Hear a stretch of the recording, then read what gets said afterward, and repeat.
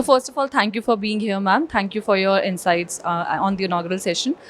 Firstly, I would want to ask you what were the highlights for you of the inaugural session, and what do you want to say about what other speakers said during the session? Yeah, it was a very interesting discussion as always, and we spoke about some of the key priorities for India's health sector going forward, the trends, the shifts we see. There was obviously a lot of talk about technology and how we can integrate it better with the health system, but also various other aspects of public and preventive health care, of the health workforce, the human resources for health, research in health, mental health. So we really touched upon a very wide array of topics. So, as you come here as a state representative, I wanted to ask you that what kind of initiatives are being implemented for global as well as national collaborations in order to realize the aim of Viksit Bharat, specifically in terms of the public health infrastructure. Yeah, so I think a lot of reforms have happened in the last few years, whether it's increased digitization, like I said, telemedicine adoption.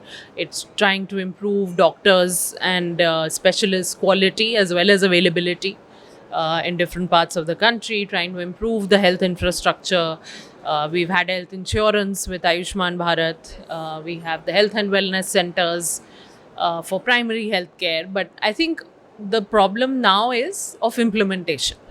And because we're a very large, diverse, complex country, so it cannot be just about announcing new things all the time, but we need to now focus on implementation. And hopefully, that's where both the central and the state governments will go.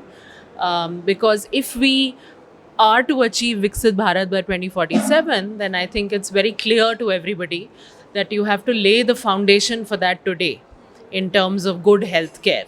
And so, healthcare needs to be an investment priority as well, both for the public sector as well as the private sector.